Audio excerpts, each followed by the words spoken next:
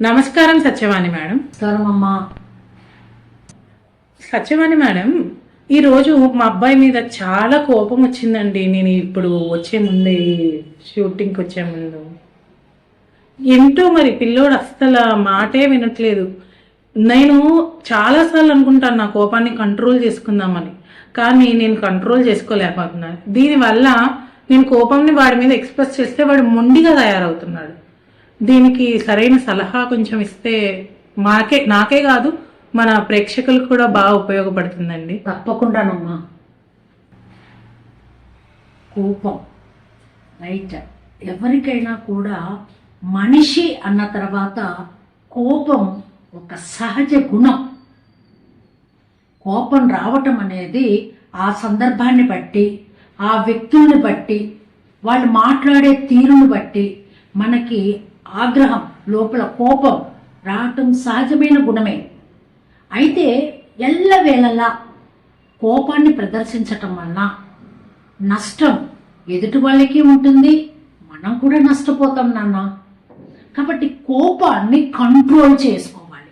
Satyavani madam, మరి కోపాన్ని అదుపు చేసుకోవడానికి ఏమైనా చిట్కాలు ఉన్నాయా? కోపాన్ని కంట్రోల్ ఎలా చెయ్యాలి, ఇది ప్రతి వారికి ఒక పెద్ద పరీక్ష. కోపం వచ్చిందనుకో ఏం చేయాలి? మనం నిగ్రహ శక్తిని కోల్పోతాం కోపం వచ్చినప్పుడు. మీరు చెప్పారు చూడండి, పిల్లలు వాడు చదువు లేకపోతే అల్లరి చేస్తున్నప్పుడు కోపం రావడం సహజం. అలా కోపం వచ్చినప్పుడు నిగ్రహ శక్తిని మనం కోల్పోతాం, విచక్షణ జ్ఞానాన్ని కూడా కోల్పోతాం, అదుపు తప్పుతాం. ఈ అదుపు తప్పటం వలన అది మనకి కీడు చేస్తోంది, ఎదుట వ్యక్తికి, ఇతరులకు కూడా కీడు కలిగిస్తోంది. కాబట్టి అలాంటి హాని కలిగించి కోపాన్ని తగ్గించుకోవటమే ఉత్తమమైన మార్గం కదా. తన కోపమే తన శత్రువు, తన శాంతమే తనకు రక్ష, దయ చుట్టంబౌ, తన సంతోషమే స్వర్గము, తన దుఃఖమే నరకమండ్రు తజ్జము సుమతి. సుమతి శతక కర్త చెప్పిన పద్యం. శతక పద్యాలు పిల్లలకి చిన్నతనం నుంచే నేర్పించాలి. శతక పద్యాన్ని నేర్పించాలి, దాని నుంచి వచ్చే మోరలు నేర్పించాలి. పిల్లలకి ముందర moral values very very important. సరే, నీకు కోపం వచ్చింది కదా, మామూలుగా పెద్ద మంట ఉందనుకో, నిప్పు ఉందనుకో, నిప్పు దేంతో చల్లారుస్తాం? నీరు. దేంతో చల్లారుస్తాం? నీటితో చల్లారుస్తాం. కోపానికి కావాల్సింది ఓర్పు. నిప్పు నీరుతో చల్లార్చినట్టు కోపాన్ని చల్లార్చే ఏకైక మందు ఓర్పు. మామూలుగా పాము ఉంటుంది కదా, పాము కుబుసం విడుస్తుంది తెలుసు కదా. ఆ కుబుసం విడిచిన తర్వాత నుంచి ఆ పాము చాలా చలాకీగా ఉంటుంది. అవునండి, చాలా చలాకీగా ఉంటుంది. అలాగే కోపమని ఈ కుబుసాన్ని విడిచావు అంటే సంతోషంగా వాడు సంతోషపడతాడు, నీవు సంతోషపడతావు. మరి ఎలా మేడం, ఆ టైంలో నాకు కోపం వస్తుంది, ఏం చేయాలి? కోపాన్ని కంట్రోల్ చేసుకొని వెంటనే చెప్పకుండా, వెంటనే నువ్వు చెప్పినా కూడా విద్యార్థి కానీ నీ పిల్లవాడు కానీ వింటండి, కొంచెం టైం తీసుకోవాలి. నువ్వేం చేయాలి? ముందర కోపాన్ని అదుపు చేయాలంటే ముందర 10 నుంచి 100 నెంబర్లు లెక్క పెట్టమని పెద్దవాళ్ళు చెప్తారు. ఎప్పుడైతే సమయం గడుచుకుంటూ వెళ్ళిపోతుందో కోపపు తీవ్రత స్థాయి తగ్గుకుంటూ వెళ్ళిపోతుంది. ఇది సత్యం. ఆ విధంగా నెంబర్లు లెక్క పెట్టుకోవటం మొదటి చిట్కా. రెండవ చిట్కా ఏంటో తెలుసా?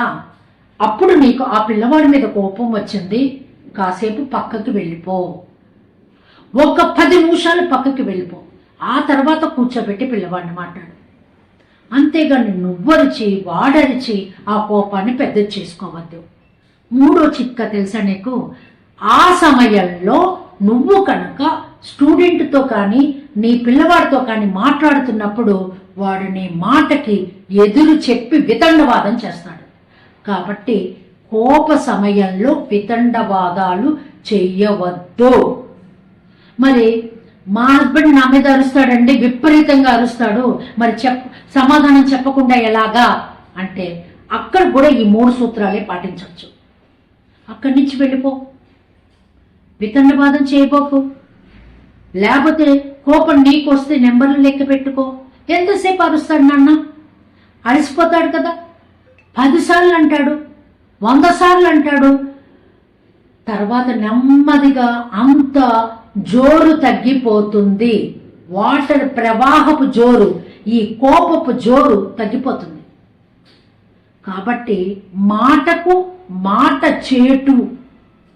మాట ఎంత పవరో చెప్పుకున్నాం, కానీ ఆ యొక్క కోప సమయంలో మాటకి మాట చేటు. చేటు అంటే నష్టం అని. ఎప్పుడూ కూడా నొప్పించకుండా, తానవ్వకుండా, నువ్వు ఎదుటి వాళ్ళని నొప్పించకు, నువ్వు నొప్పి పడబోకు.